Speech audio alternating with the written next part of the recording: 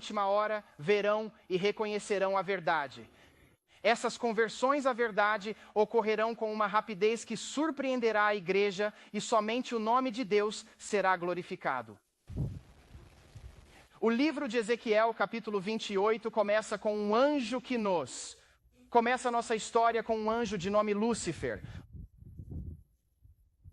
Lúcifer é descrito como um querubim cobridor. O quê, pessoal?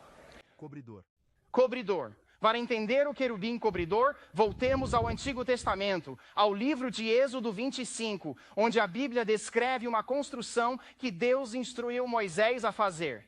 Essa construção é chamada de santuário, e dentro desse santuário havia um lugar santíssimo, que era um reflexo da sala do trono de Deus no céu. Estão me acompanhando?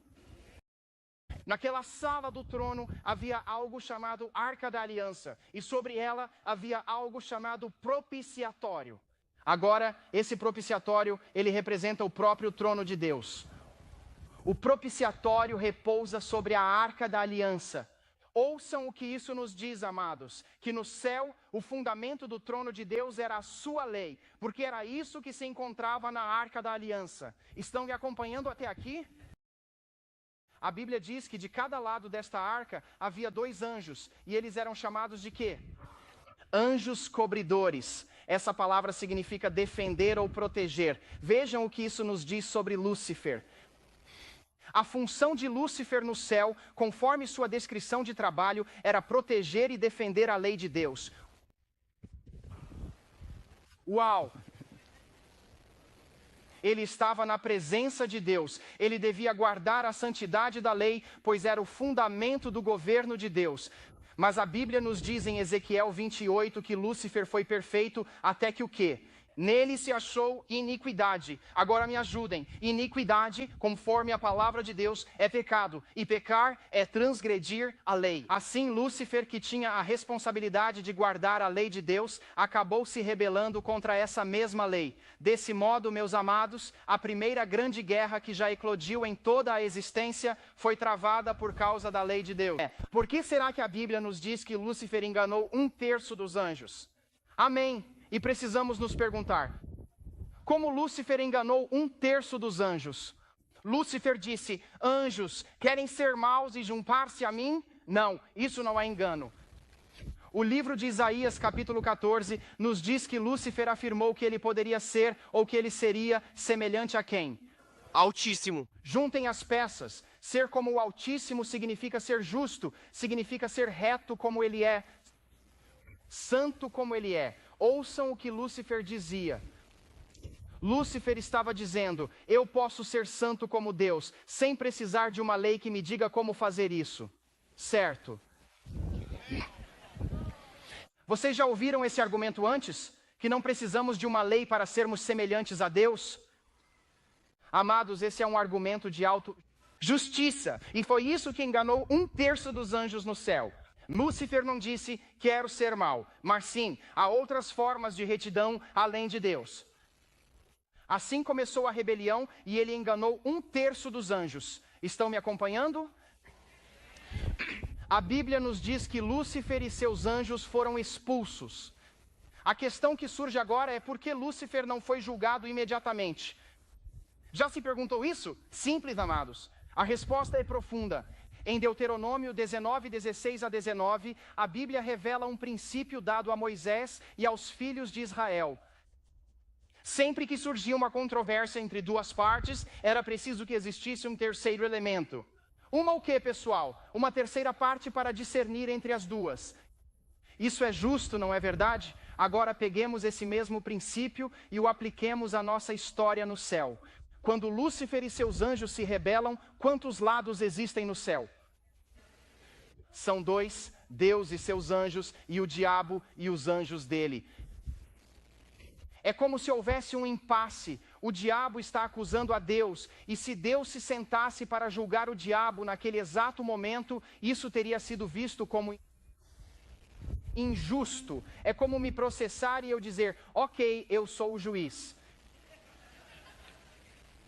Então, no livro de Ezequiel, a Bíblia diz que quando Deus fala de expulsar Lúcifer, ele diz, Lúcifer, eu te porei diante de reis para que te contemplem. Este termo parece ser sinônimo de algum tipo de julgamento. E imagino, em minha mente pastoral, Lúcifer coçando a cabeça e pensando, quem vai me julgar, Deus? Não sabe que o céu está dividido em dois lados? Amados, uma pergunta. Quem seria o júri, essa terceira parte que Deus escolheria para fazer o julgamento de Lúcifer? Vocês os veem agora. Vejam, amados, escutem, a seleção do júri esconde algo. Quando um júri é selecionado, eles gostam de escolher pessoas que têm pouco ou nenhum conhecimento em primeira mão do crime. Onde estava a humanidade quando Lúcifer se rebelou? Nós nem existíamos. Até aqui, tudo bem. Que tal isto? Um jurado deve ser um cidadão cumpridor da lei. E, amados, sabemos que um jurado deve ser um cidadão cumpridor da lei. Amados, Adão e Eva foram criados com a lei de Deus em seus corações. E terceiro, um jurado deve ser capaz de discernir entre o certo e o errado e não deve, de maneira alguma, ser influenciado pela opinião pública. 1 Coríntios 6 diz, não sabeis que julgaremos os anjos? Nós somos os reis que Deus criou em parte para servir como jurados. Deixem-me dizer, convocação para júri não falte. Então, amados, Lúcifer vê o homem e pensa, estes me julgarão? O que farei? O que farei? Amados, se tivessem acesso a um júri com seu destino nas mãos, o que fariam? Vocês tentariam subornar o júri. Satanás vai até Eva no jardim e ele diz a ela, ei Eva, você gostaria de ser má? Não. Ele diz, Eva, você pode ser como? Isso soa familiar? É a mesma coisa que ele disse aos anjos. Estão me acompanhando no filme até agora? Adão e Eva pecam e são desqualificados da seleção do júri. Jesus vem ao jardim e lhes dá uma promessa. E, amados, podemos finalmente saber que o Evangelho foi dado para restaurar a humanidade a jurados íntegros, que compreendem a diferença entre o certo e o errado, e que são cidadãos que rigorosamente cumprem as leis. Estão me acompanhando? Então agora vamos avançar a nossa cena do filme um pouquinho e vamos para o livro de Êxodo. E amados, no livro do Êxodo, o que encontramos é que Deus está para chamar um povo do cativeiro. Quem são eles? São os israelitas. Agora, amados, escutem-me. Quando Lúcifer se rebelou contra Deus no céu, ele não gostou do caminho de Deus. O que de Deus, pessoal? O caminho de Deus. Sabem o que Salmo 77:13 diz? Teu caminho, ó Deus, está onde? No santuário. Assim, ao rebelar-se contra o santuário de Deus no céu, Lúcifer rebelou-se contra o seu caminho. Quando Deus chama os filhos de Israel e está prestes a usá-los como seu povo escolhido para levar a salvação a todo o mundo, Ele lhes concede algo verdadeiramente especial. O plano do Evangelho para a salvação de Deus. Amém. Teu caminho, ó Deus, está no santuário. E, amados, buscar o caminho significa que você está perdido. Deus olhou para Israel e disse, Israel, darei um presente especial. Nesse presente está o caminho. Quero usar vocês para levar este caminho, este GPS, para o mundo inteiro. Então, agora vocês podem começar a entender como Satanás se sentiu quando viu a réplica do que estava no céu, agora na terra. Espere um minuto. Isso é o que deve guiar todas as pessoas para a salvação. Nós o odiamos, vamos destruí-lo e vamos destruir aqueles que o possuem. Não podemos de forma alguma permitir que esta verdade se espalhe pelo mundo. Você diz, pastor, então essa planta, o que quer dizer com planta? Tipo, como ela é o caminho da salvação? Então vamos dar uma olhada. Agora vou colocar uma imagem no gráfico na tela e provavelmente só ficará por um instante. Terão que memorizar essa imagem porque não a poderei exibir sempre. Agora quero a ajuda de vocês. Quando você tinha uma vista panorâmica do santuário, ao entrar no pátio externo, encontrava 2 artigos de mobília. Eles eram o altar de sacrifício. Isso fica bem lá embaixo. Havia a pia de bronze. O altar de sacrifício. Os animais são o quê? Sacrificados. E o que isso representa? O sacrifício de quem? Jesus Cristo. Ótimo. Depois, a pia de bronze para sacerdotes lavarem mãos e pés. E amados, isso simboliza simplesmente o que no Evangelho? Batismo. Ótimo. Você sobe, vê a mesa dos pães da proposição. Ela representa o quê? A palavra de Deus. O homem não vive só de pão, mas de toda a palavra da boca de Deus. Depois, o altar do incenso, que representa as nossas o quê? Orações. Muito bem. O candelabro de 7 braços representa o quê? Representa o Espírito Santo e nosso testemunho através dele. Vós sois a luz do mundo. Uma cidade no monte não pode se esconder, nem se acende uma candeia. É o seu testemunho. E então, adentrando o lugar santíssimo, ali se encontrava a Arca da Aliança. Então, esta é a nossa planta. Agora, já entenderam a imagem? Lembram-se dela? Então, como é que este santuário representa de fato o glorioso plano do Evangelho da salvação que Deus nos oferece? Bem, se recordarem da imagem que acabaram de ver e se traçassem em volta dos contornos exteriores dos artigos de mobília, saberiam o que iriam encontrar? Vocês deveriam saber porque viram. Vocês veem uma cruz. Alguém diga amém. Conseguem imaginar que 3.000 anos antes de Jesus Cristo vir à cena, o santuário já profetizava que Cristo morreria na cruz pelos nossos pecados? Ele diz, eu sou o quê? O caminho, a verdade e a vida. Não apenas isso, amados, mas ao observarem o santuário, notam algo mais intrigante. Em cada local onde há um artigo de mobiliário, Cristo foi ferido nesse mesmo lugar. Um prego na mão esquerda, um na direita, coroa de espinhos na cabeça. Ele morreu de coração partido, pregos nos pés, amados até o ponto de ser perfurado no lado. Ok, certo. Sangue e água saíram do seu lado.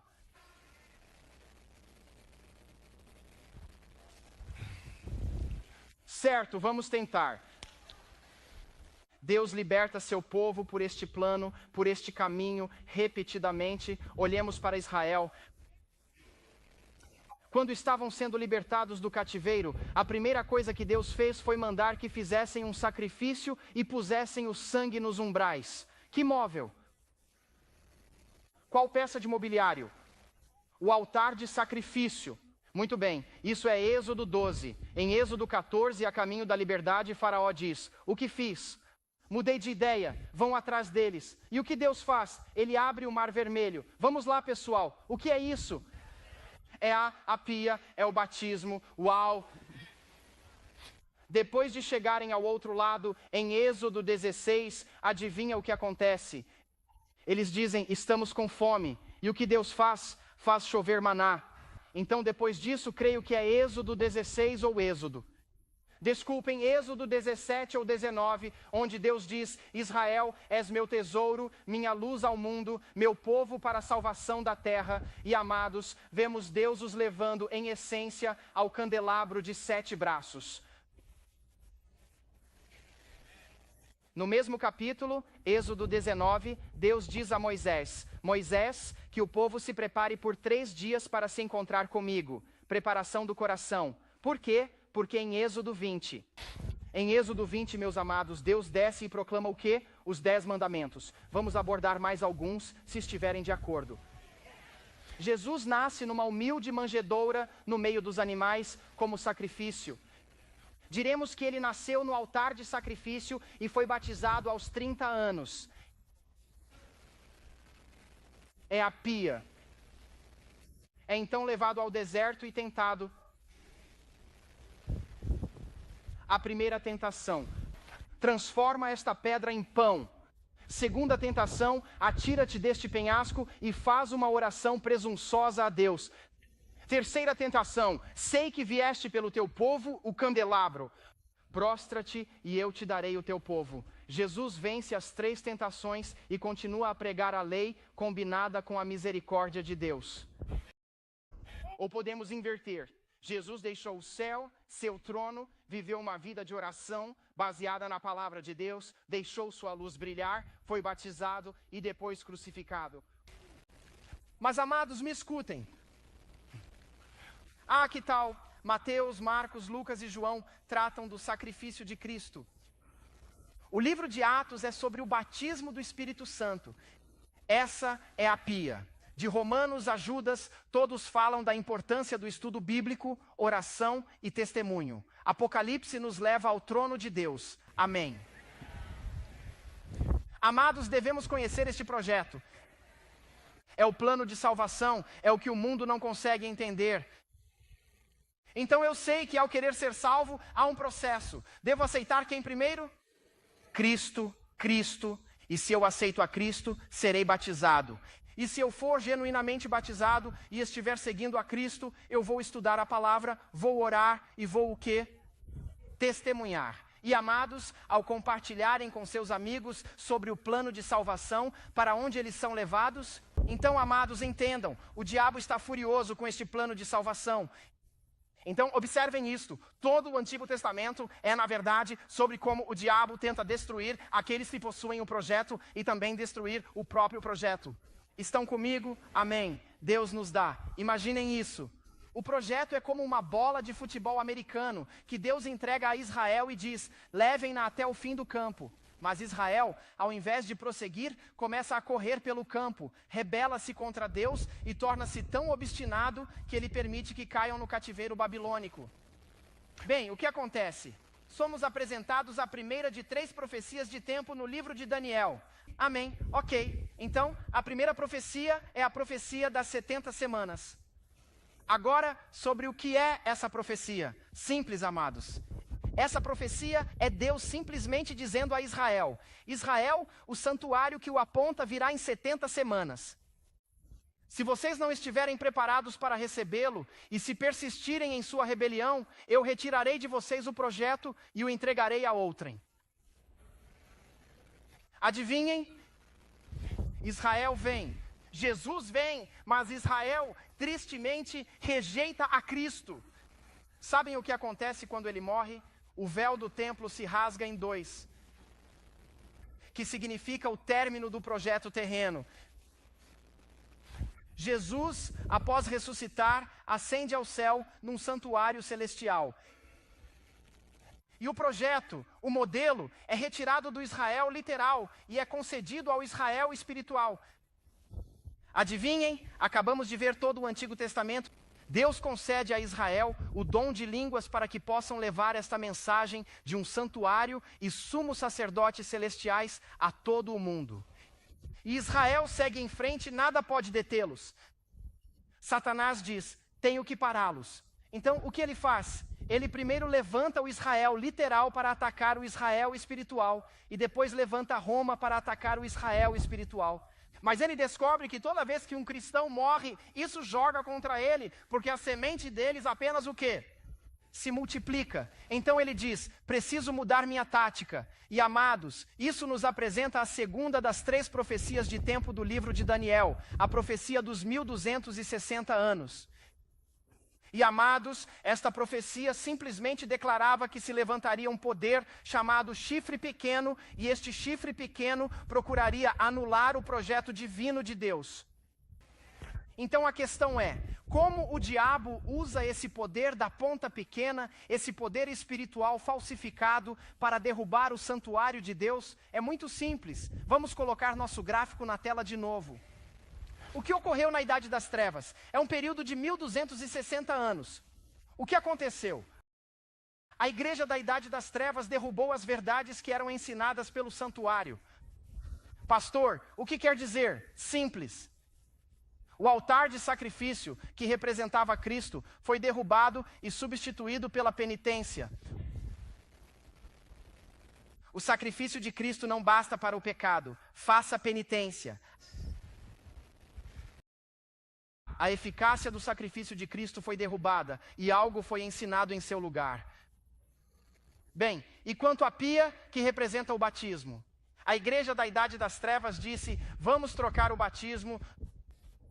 No lugar do batismo genuíno, que exige confissão e arrependimento. Não só fizeram isso, como também foram ao lugar santo e afirmaram que a mesa dos pães da proposição, que representa a palavra de Deus, significava que você não pode compreender a palavra de Deus por si mesmo, só o sacerdote pode explicá-la. E eles disseram: escutem, as tradições da igreja são mais importantes do que a palavra de Deus. E não apenas isso, amados, mas eles foram até o altar de incenso, que simboliza a oração, e declararam: vocês não podem orar a Deus, vocês precisam ir por meio dos sacerdotes. Na verdade, eles até criaram sua própria sala de 2 compartimentos, dividida por uma cortina. Exatamente, com um homem sentado no lugar de Deus, ouvindo as confissões dos outros homens, exercendo um poder que só pertence a ele. Apagaram a luz da igreja, criando a idade das trevas, e no lugar santíssimo, pegaram a lei e o sábado do 7º dia, o derrubaram e o substituíram por um sábado do 1º dia. Desesperaremos? O que Deus fará agora? Porque, amados, escutem, havia mais uma profecia chamada profecia dos 2.300 anos, e esta profecia afirmava que, ao final dos 2.300 anos, em que ano isso aconteceria? 1844. Naquela época, o santuário seria o quê? Purificado. E algumas Bíblias dizem restaurado. Então, observem, sabem o que Deus começa a fazer? Ao longo de 500 anos, ele restaura cada verdade que havia sido derrubada durante a Idade das Trevas. Um homem, John Wycliffe, surge no século XIV e traduz a Bíblia para a língua comum, restaurando a mesa dos pães da proposição. Amém? Amados, se eu vivesse naquela época, eu vivesse no século XIV, seguiria John Wycliffe. Mas no século XV, nasce um homem chamado Martinho Lutero, e Martinho Lutero inicia a reforma protestante no século XVI. E o que Martinho Lutero faz é restaurar a verdade de que é o sacrifício de Cristo que paga por nossos pecados, não a penitência. Estão comigo? Se eu vivesse naquela época, acho que teria sido luterano.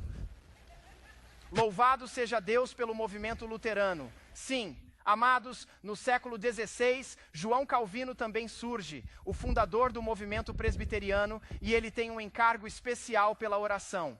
Ele diz que podemos ir ao trono de Deus por nós mesmos, e João Calvino, amados, efetivamente restaura o altar de incenso. No século XVII, John Smythe, após estudar a Bíblia, disse: espere aí, não pode batizar com aspersão infantil. É preciso ser totalmente imerso e confessar ou se arrepender antes do batismo. Ele fundou o movimento batista. Se eu vivesse no século XVII, acho que teria sido batista. No século XVIII, amados, um homem chamado John Wesley surge em cena, o fundador do movimento metodista. E ele tinha um encargo especial de levar o evangelho ao mundo. Ele, efetivamente, restaura o candelabro de 7 braços. Assim brilhe a sua luz. Amém. Ainda resta uma última peça do mobiliário que precisa ser restaurada. Que movimento? Será que Deus chamaria para entrar em cena nos anos de 1800? Que movimento ele chamaria a cena no século XIX para restaurar a última peça da verdade que faltava? Este movimento tem uma certidão profética, amados. Amados, Deus os chamou para um tempo como este, para este exato momento. Amém. Amados, é este evangelho. Por isso a primeira mensagem angélica se espalha com o evangelho eterno por todo o mundo, pois é este evangelho. Não podia ser pregado na Idade das Trevas, pois foi tirado. Em 1844, tudo restaurado. Apenas seguimos com a verdade. 1844 foi a última profecia de tempo. O povo de Deus avança. A primeira, a segunda e a terceira mensagem angélica. Amados, tudo está lá. E amados, ouçam. Preciso resumir. As 3 mensagens angélicas não são nada mais, nada menos do que a mensagem de Noé. Entrem na arca.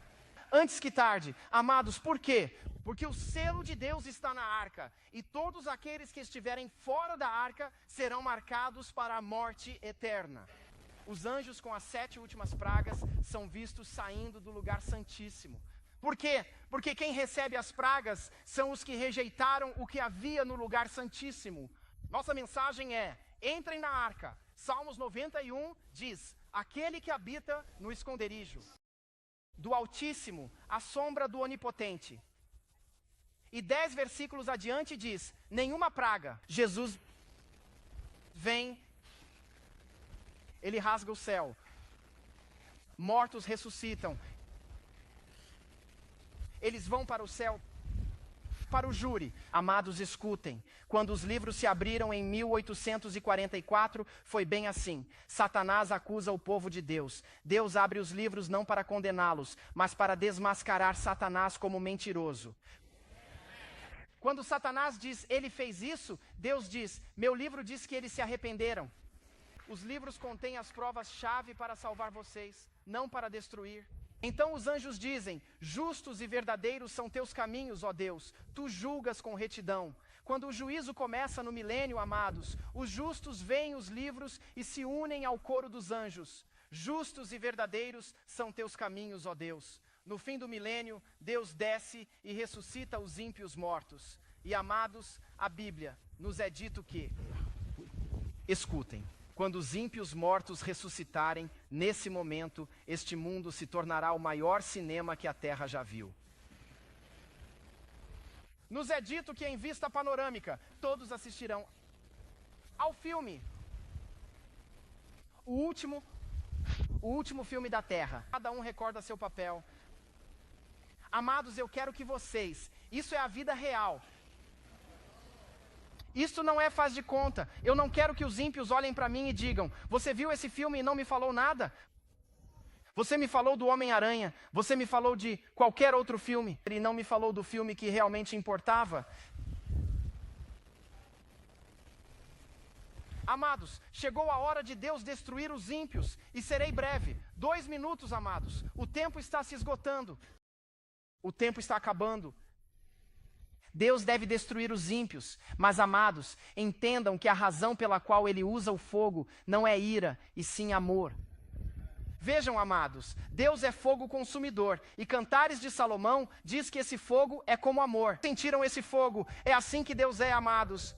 Ele é fogo, sua cidade é uma cidade de fogo, seu trono é um trono de fogo, e Ele quer que possamos habitar nesse fogo sem sermos consumidos. Amados, se querem a presença de Deus, sejam a prova de fogo. Amados, Deus, como ao mostrar a Moisés a sarça ardente que não se consumia, Ele queria revelar, este é o meu ideal para a humanidade. Ele deseja que fiquemos em sua presença, como Sadraque, Mesaque e Abednego, que lançados ao fogo não se queimaram. Os ímpios não são a prova de fogo, eles se consomem. Deus não os permitirá no céu, pois o céu seria o inferno para eles. Veem como o diabo inverte tudo? Deus, de braços abertos, abraça os ímpios uma última vez. Nesse abraço, sentem o amor que negaram e exclamam, justos e verdadeiros são os teus caminhos, ó Deus. É um veredito unânime. Destruir os ímpios. Deus reconstrói a terra. A Bíblia diz, de sábado a sábado adoraremos a Deus. Sabe por quê? Porque assim como Israel, assim como foi ordenado a Israel guardar o sábado como comemoração de sua libertação do cativeiro, nós sempre guardaremos o sábado como um lembrete da nossa libertação desta terra. Por favor, compreendam que Deus os convocou para um tempo tão crucial como este. Não fiquem em cima do muro. Se você disse, não consigo estudar a Bíblia, não entendo, saiba que Deus tem um plano para você. Escute. Imaginam dar esse estudo a alguém e que ela ouça estas verdades? Amados, me escutem. Quantos creem que Deus pode usá-los? Você crê que Deus pode te usar? Orem comigo, amados. Pai Celestial, nós te pedimos que, por favor, nos ensines, Senhor, o que significa verdadeiramente amar-te, servir-te e avançar neste mundo, guiados pelo teu GPS. Mostrando aos perdidos o caminho da salvação. No precioso nome de Jesus oramos. Amém e amém.